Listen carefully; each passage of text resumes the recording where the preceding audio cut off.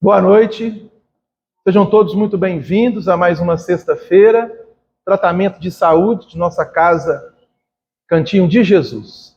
Uma alegria muito grande podermos estar aqui. E nessa primeira parte nós estamos estudando de forma sequencial a obra Justiça Divina, onde a espiritualidade nos convida a debruçarmos mesmo, em uma das obras da codificação espírita, que é a quarta, Céu e o Inferno, ou a Justiça Divina segundo o Espiritismo. Capítulo 73 traz o título Experiência Religiosa. Essa reunião aconteceu na cidade de Uberaba, no dia 13 de novembro de 1961. O grupo que participava, estudando a obra Céu e Inferno, abriu no capítulo 1 da primeira parte, o item de número 4. O título deste capítulo é O Futuro e o Nada. E após o diálogo entre os irmãos encarnados, Emmanuel, pela mediunidade de Chico Xavier, nos brinda com a lição, cujo título ele coloca Experiência Religiosa. Então nós vamos ler primeiro a lição trazida por Emmanuel e depois entender o porquê que ele traz esses apontamentos com referência a este item da obra Céu e Inferno. Deploramos as calamidades de que o materialismo se faz a nascente e insistimos pelo retorno à fé religiosa, para que a responsabilidade seja colocada no lugar que lhe é próprio. Apontamos a excelência da virtude, traçamos roteiro à vida heróica, articulamos cruzadas de rearmamento moral e encarecemos a redenção dos costumes. É forçoso reconhecer, no entanto, a inevitabilidade da ação para definir a função. Contraditório aconselhar uma estrada e seguir noutra. Toda escola é centro indutivo. Formam-se engenheiros nas disciplinas em que outros engenheiros se tornaram instrutores. Fazem-se mecânicos no trabalho em que outros mecânicos se fizeram exímios. O invento pede uso, a teoria espera demonstração. Assim também, na experiência religiosa. Imaginemos se o Cristo, a pretexto de angariar contribuições para as boas obras, houvesse disputado a nomeação de Mateus, ele está falando do apóstolo Mateus, para exercer as atribuições de chefe do erário no palácio de Antipas. Se para garantir o prestígio do evangelho passasse a frequentar os corredores do pretório com o intuito de atrair as atenções de Pilatos, se, para favorecer a causa da boa nova, resolvesse adular os familiares de Anás, oferecendo-lhes passes magnéticos para curar-lhes as enxaquecas, ou se, para preservar-se na grande crise, tivesse provocado entendimento com essa ou aquela autoridade do sinédrio, acomodando-se ao mercado das influências políticas junto do povo. Em vez disso, vemo-lo a cada passo coerente consigo mesmo, amparando os homens, sem escravizar as ilusões, prestando serviço aos homens em nome de Deus, sem coluiar-se com os homens em desserviço a Deus, esclarecendo sem impor, ajudando sem exigir, promovendo o bem de todos, sem cogitar do bem de si mesmo. Indubitavelmente, todos nós lamentamos a incredulidade que lavra na terra, ressecando corações e ensombrando inteligências. Urge, porém, compreender que para abolir a tirania da negação que entenebrece o espírito humano, será necessário viver de acordo com a fé que ensinamos, a fim de que o mundo encontre em nós, primeiramente, o trabalho e a compreensão, a fraternidade e a concórdia que aspiramos encontrar dentro dele. Emmanuel nos brinda com essa maravilhosa lição, chamando-nos a atenção justamente para as ideologias, as filosofias que se opõem à religiosidade de cada um de nós. Falando religiosidade, para não nos prendermos aqui a qualquer vínculo de natureza religiosa através de instituições que nós, seres humanos, de forma natural, mediante a nossa evolução, fomos construindo, edificando e erigindo no plano físico. Lembrando a todos que toda essa interação do ser humano em relação a Deus tem-se a influenciação da espiritualidade. Mas, como nós ainda somos muito ligados aos sentidos da natureza física, e nos expressamos por intermédio desses sentidos, e entramos em contato com o mundo externo, também com o mundo interno, a partir desses 5 sentidos, nós limitamos a nossa visão, o nosso entendimento, a nossa compreensão, devido a ainda estarmos muito presos às questões da matéria. Qual é o objetivo, então, de Jesus ter vindo ao plano físico? Fazer com que cada um de nós trabalhe em si mesmo para se libertar dos vínculos que ainda o prendem à materialidade. É preciso separar a necessidade do espírito viver na matéria, que não é a mesma coisa do espírito se escravizar a ela. Uma coisa é você usufruir para o seu crescimento. Outra coisa é você se prender a ponto de se algemar a tudo aquilo que é da matéria. Dentro dessas conceituações, obviamente, nós seres humanos fomos vinculando também a espiritualização de todos nós, partindo, obviamente, daquilo que conhecemos para o desconhecido. Só que tem um detalhe.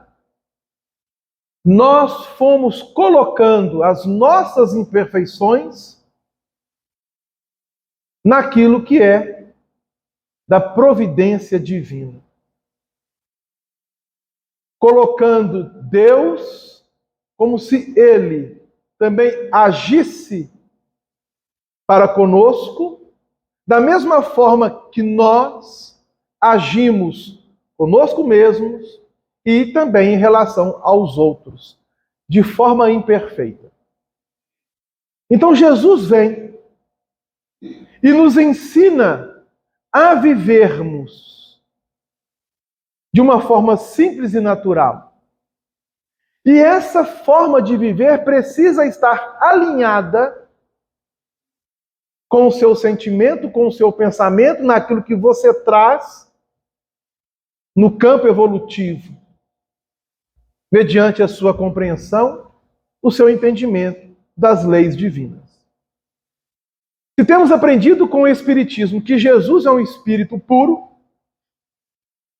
obviamente, ele, ao ensinar, ele vive da mesma forma como ele ensina. E aí Emmanuel nos chama a atenção justamente nesse aspecto, quando ele coloca para nós contraditório aconselhar uma estrada e seguir noutra. Isto é contraditório você saber de algo e fazer outra. Isso não gera problema diante da lei, a Deus, ao Cristo, aos nossos benfeitores espirituais. Simplesmente, nós vamos amealhando esse problema em nós mesmos. Então, como vencer isso? Como sair dessa situação? A doutrina espírita, ela vem como uma misericórdia do alto, trazer para nós, de forma clara, objetiva, dentro de uma lógica, a natureza de cada um de nós e a nossa relação com a natureza divina. Para isso, é necessário, então, entendermos aquilo que verdadeiramente o somos. E é justamente isso que na obra Céu e Inferno, onde foi destacado aqui, dentro dessa lição, o item 4 do capítulo 1, que foi o lido e estudado no dia 13 de novembro de 1961, Allan Kardec coloca assim para nós: é nesse estado de coisas que o Espiritismo vem opor, indique a invasão da incredulidade. O que ele está dizendo? Que a doutrina espírita é como se fosse uma represa que vai conter o avanço da incredulidade no mundo. Não somente pelo raciocínio. O maior legado que Allan Kardec nos deixou é a capacidade de nós aprendermos a raciocinar. Infelizmente, nós ainda não aprendemos a raciocinar da forma como deveríamos. Porque se assim o fizéssemos, a nossa situação hoje seria muito diferente. Então vejam bem, o quanto ainda somos rebeldes à lei.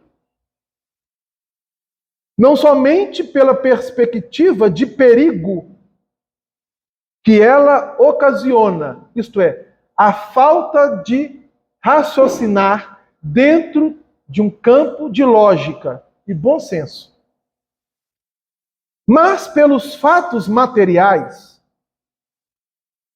fazendo tocar o dedo e olhar a alma e a vida futura. Então a doutrina espírita vai representar justamente essa represa, esse dique, para não permitir o avanço da materialidade, que vai fazer com que muitos tornam-se incrédulos.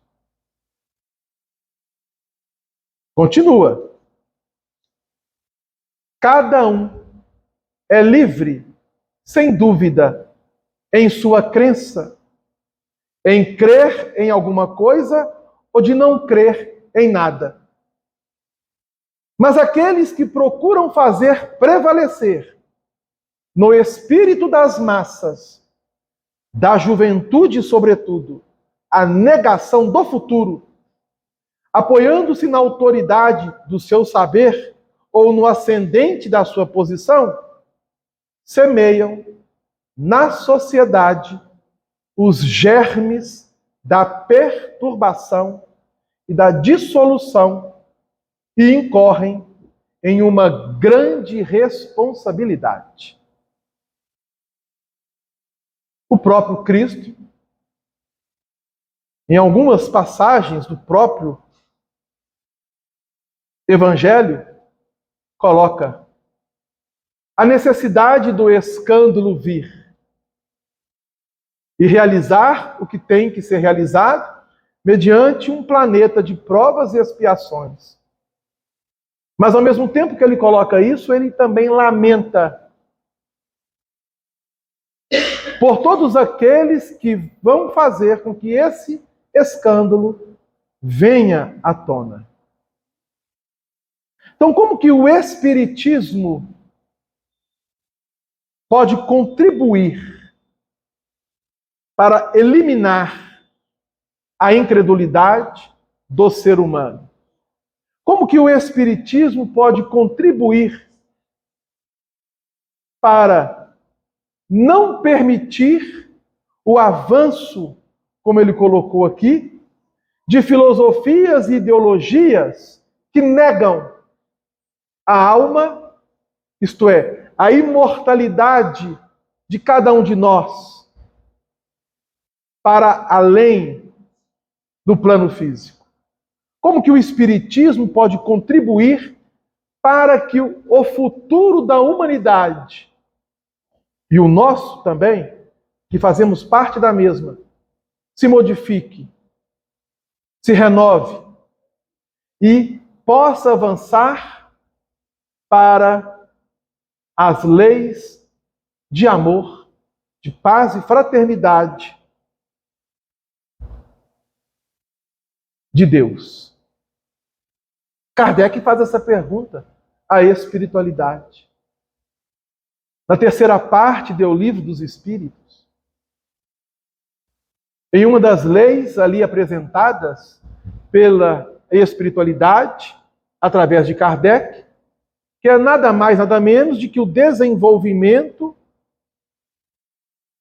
do Decálogo, ou dos 10 mandamentos recebidos por Moisés. As 10 leis morais, dentre elas a lei de progresso. Nós progredimos e continuamos a progredir muito no plano físico. Mas ainda não chegamos àquilo que é o ideal. Vamos ainda passar por inúmeras situações. Então, Kardec, ao perguntar à espiritualidade, questão 799 do Livro dos Espíritos, 799, como o Espiritismo pode contribuir para o progresso da humanidade? E a espiritualidade responde a Kardec: destruindo o materialismo. Destruindo o materialismo. As ideias materialistas, as ideologias, as filosofias materialistas, que é, segundo os espíritos superiores, uma das maiores chagas da humanidade. Então, o Espiritismo, trazendo ao ser humano a capacidade de raciocinar, e ele entendendo, partindo dele mesmo, o que ele é, nós então começaremos a definir para nós um projeto para o nosso futuro. Se nós nos encontramos aqui hoje, colhendo o que semeamos em existências anteriores, foi porque nas existências anteriores não tivemos a oportunidade ou nós ignoramos ou desprezamos trabalhar em nós esses conceitos de uma forma lógica e de uma forma clara. Então, a doutrina espírita faz a cada um entrever a continuidade da existência fora da Terra, no aspecto físico-material. Olhando para o futuro e mostrando que há um objetivo para todos os espíritos diante da lei divina, que é de chegarmos à condição de espíritos puros e amplamente, soberanamente felizes. Para isso, muito há que se fazer. Então, este é o convite de Allan Kardec, da espiritualidade, reforçando o convite de Jesus. Quando ele entre nós esteve, e nós fizemos a ele, e pelo fato de termos negado a ele, crucificando, nós então entramos em um período bastante complexo da nossa humanidade. Mas a misericórdia envia-nos sempre o auxílio. E a doutrina espírita é uma ferramenta da qual nós hoje não podemos deixar de usá-la a nosso favor.